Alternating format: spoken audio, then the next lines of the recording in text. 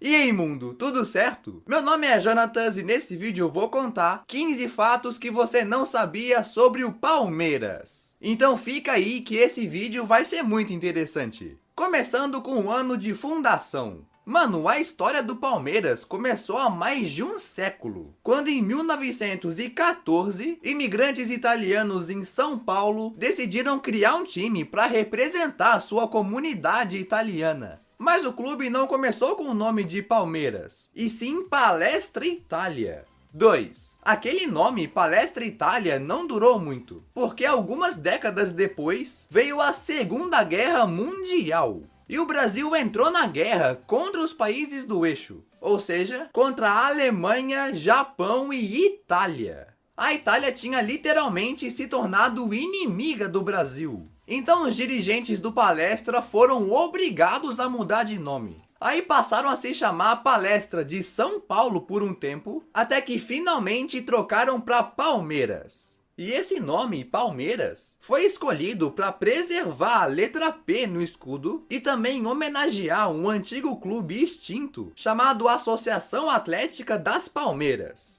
Top! E assim, quando o Palestra Itália foi fundado, as cores do escudo eram as mesmas da bandeira italiana: verde, branco e vermelho. Mas aí, com a mudança para Palmeiras, tiraram a cor vermelha, ficando só o verde e o branco que tá até hoje. Número 4. O estádio que eles jogam hoje é o grande Allianz Parque, que foi inaugurado em 2014 com patrocínio de nome da empresa alemã Allianz. E é uma arena realmente muito moderna, com capacidade para 55 mil. Mas você sabe onde eles jogavam antes desse estádio ser construído? Bom, antes eles jogavam ali mesmo, mas num outro estádio. Parque Antártica ou Estádio Palestra Itália. Essa foi a casa deles por muito tempo. O lugar pertence ao Palmeiras desde 1920. Imagina! Até que em 2010 foi demolido para a construção da casa nova. 5. Você sabia que o maior artilheiro da história do Palmeiras é um que jogava na época do Palestra Itália ainda?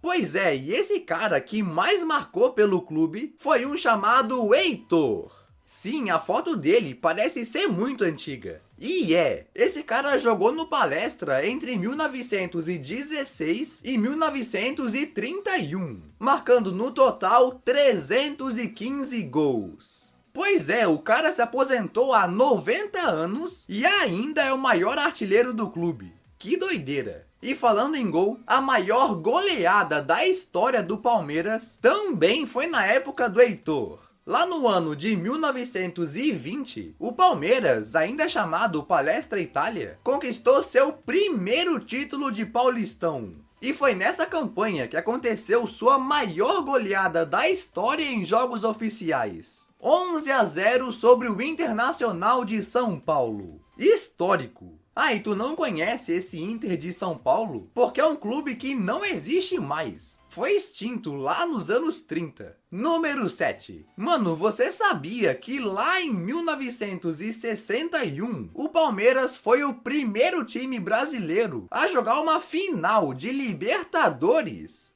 Pois é, logo na segunda edição da Liberta, em 61, o Palmeiras do grande Djalma Santos alcançou a final continental. Mas infelizmente o título não veio. Acabaram perdendo e empatando com o Peñarol. Então ficaram com o segundo lugar.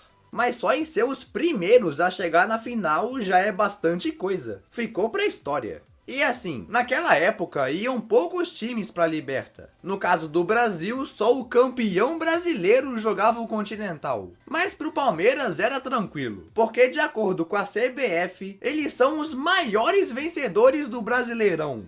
Sim, o Campeonato Brasileiro que a gente tem hoje, com pontos corridos, só começou em 2003. Antes disso, sempre tinha alteração de nome, de formato e etc. Então o primeiro que o Palmeiras ganhou não se chamava Brasileirão, e sim Taça Brasil, em 1960. Aí o próximo título só veio em 1967, quando foram campeões do torneio Roberto Gomes Pedrosa. Outro nome para o campeonato. E olha que bagunça. Naquele 1967, os caras foram campeões brasileiros 2 vezes. O primeiro com o Roberto Gomes Pedrosa e o segundo quando ganharam a Taça Brasil. Pois é, meio estranho, mas oficialmente os 2 torneios são considerados campeonatos brasileiros, então tá valendo. Aí depois ganharam também em 1969, 1972, 73, 1993, 1994 e agora na era moderna em 2016 e 2018, totalizando 10 campeonatos. Muita coisa.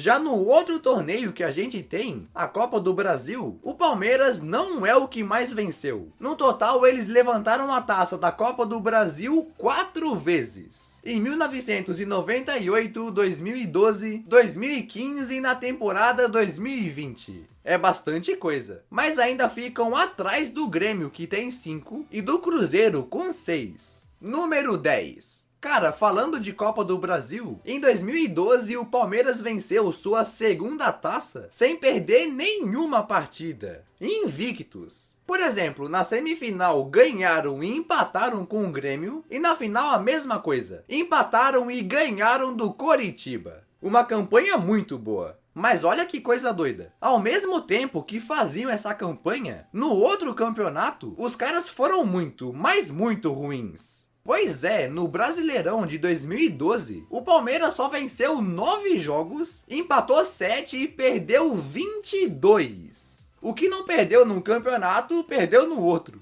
Então terminaram o Brasileiro em 18º e caíram para a Série B. Que coisa bizarra. Conseguiram a Copa do Brasil e um rebaixamento no mesmo ano. E como venceram a Copa do Brasil, se classificaram automaticamente para Libertadores. Então em 2013, o Palmeiras jogou a Série B e a Liberta. Isso sim é raro. 11. O Palmeiras não é o maior campeão paulista, mas foram eles que fizeram a melhor campanha da era profissional até hoje. Sim, lá no ano de 1996, o Palmeiras tinha um timaço, com Cafu, Rivaldo, Luizão e etc. Então no Paulistão os caras simplesmente arrebentaram. E aquela edição foi feita diferente de como é hoje, com uma tabela só. Então nos 30 jogos do Palmeiras, os caras ganharam 27, empataram 2 e perderam só 1. Sim, mano. E mais impressionante ainda foi o número de gols. No total foram 102 em 30 partidas. Acredite, junto de algumas goleadas, como 8-0 no Botafogo de Ribeirão Preto e até 6-0 contra o Santos na Vila. Que campanha! Mas mesmo com um ataque desse, aquele Paulistão acabou sendo o único título da temporada. E falando em Paulista, o maior rival do Palmeiras é o maior campeão estadual. Mas por que eles são tão rivais do Corinthians? Bom, essa rivalidade entre Corinthians e Palmeiras vem lá dos anos 20. Naquela época, os 3 times mais fortes de São Paulo eram Corinthians, Palmeiras ou Palestra Itália e Paulistano. Esses 3 tinham o protagonismo, tá ligado? Até que em janeiro de 1930, o Paulistano encerrou seu departamento de futebol. Então, naturalmente, as duas potências, Corinthians e Palmeiras, começaram a rivalizar demais. E com o tempo só foi se acirrando. E esse nome, Derby, que dão ao clássico, é em referência ao Derby de Epsom, a corrida de cavalo mais importante do mundo que acontece na Inglaterra. Número 13. Nesse vídeo eu falei que o Heitor é o que mais marcou pelo Palmeiras, quando ainda se chamava Palestra Itália.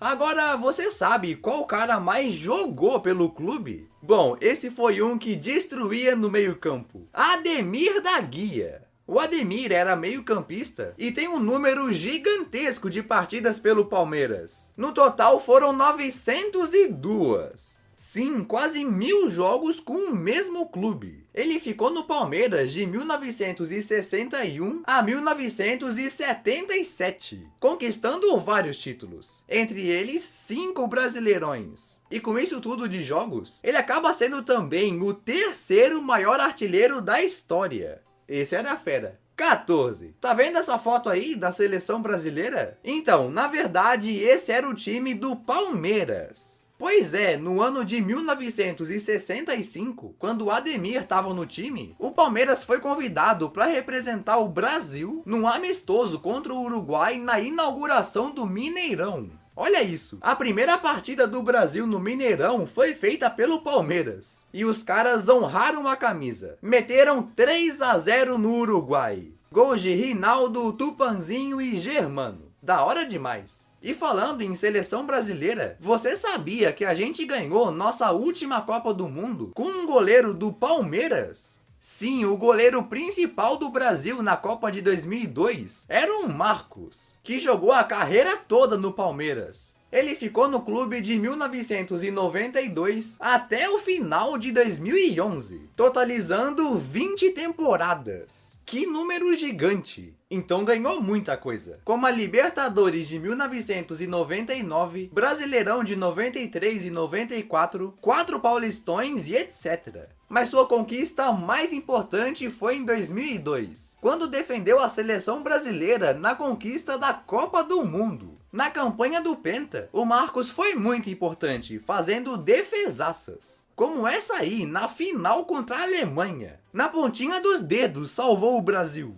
O Marcos é de fato uma lenda. E aí, tu curtiu esse vídeo? Então compartilha. Ah, e eu não falei daquela conquista do Palmeiras em 51, porque precisaria de um vídeo inteiro só pra falar disso. E eu te convido a continuar aqui no canal e assistir meus outros vídeos. Se gostou desse, vai gostar dos outros também. Então beleza, valeu e tchau!